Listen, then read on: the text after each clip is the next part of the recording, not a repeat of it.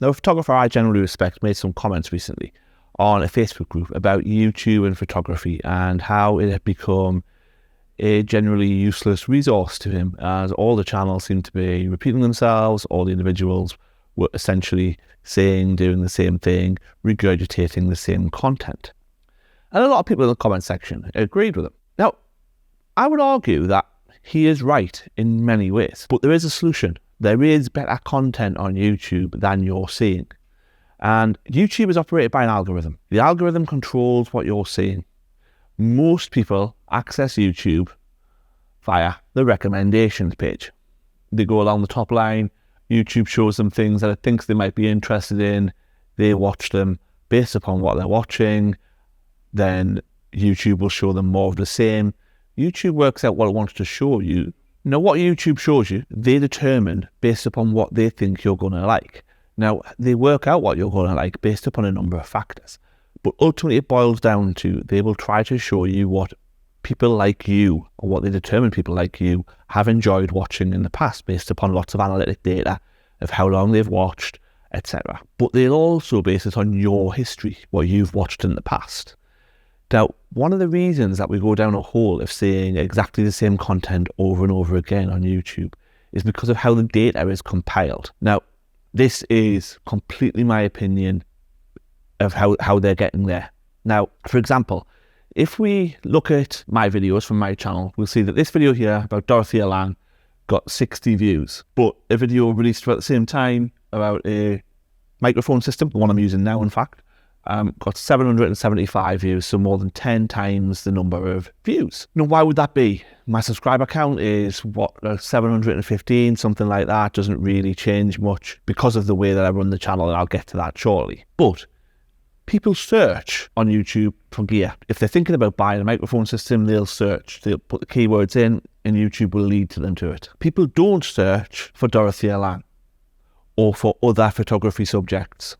So when I put a video out about that, it's not going to attract anywhere near the level of viewership that one will, because that one will bring in viewers who searched for it.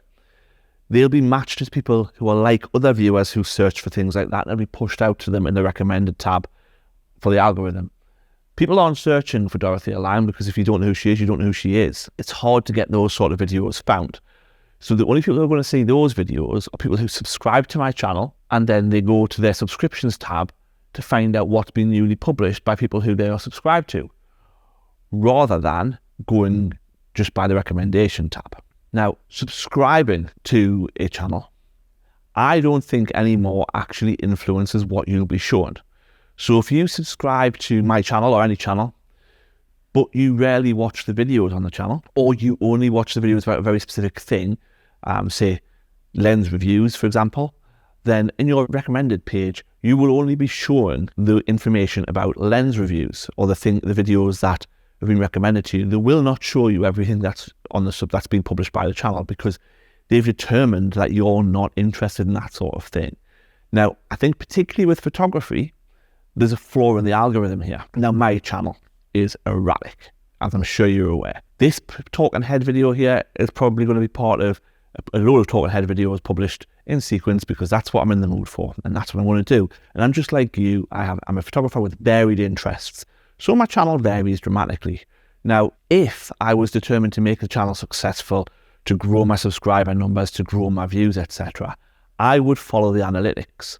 So I would go, obviously this isn't the analytics, this is just my videos, but I would look at my videos, I would go, all right, so this gear video, that did quite a lot of views.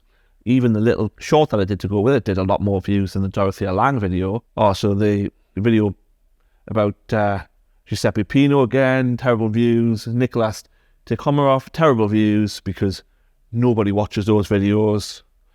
That's an aberration. I'll maybe explain why that's an aberration one day. But that was an experiment, basically, for another channel to see what would work, because I use this channel to test things. Video about social media, a bit more views, but ultimately, for my channel, if I talk about gear, I'll get a lot more views than if I talk about photography, or the art of photography, or the skills of photography, because gear gets searched for. Now, that's what happens with channels. When a YouTuber decides they want to become full-time or make a living from this, They look at their analytics, they look for what videos bring in the most views, therefore which videos bring in the most ad revenue, which videos grow their channel the fastest, and they make more videos like that. So there are some channels that I'm subscribed to that were absolutely awesome channels when they started out. And now they regurgitate the same old shit over and over again, producing it on a schedule as fast as they can because they rely on the income from YouTube. And that's fine. That's what they're doing. Occasionally they'll produce a golden nugget. But channels like Jamie Windsor, who just occasionally produces a great video and disappears for months on end, are few and far between. Though I'm sure he produces quite a lot of revenue from his videos, but he has a different approach to it. Most creators want to be constantly creating, want to be constantly generating revenue, want to constantly keep things moving. So they are producing content on a schedule. All the YouTube gurus tell you that you need to produce your content on a schedule. And they will remove things out from their channel that aren't doing well, or remove things that may be bringing the wrong sort of viewers in that are going to slow their growth. So, for example, on my channel, I've been told I should remove all of the old Pentax lens reviews. And the reason I should remove all the old Pentax lens reviews is because people who join the channel, who subscribe because they think I'm still shooting Pentax because they found a review from 3 years ago, will never watch any of my new videos. The algorithm will therefore think that actually even people who are subscribed to the channel aren't interested in the shit I produce. So why bother even recommending them anymore? And nobody really goes to the subscribe button and looks at what's on their subscription channel. Now, I don't really care. I don't need this channel to make money. I do it because I want to do it.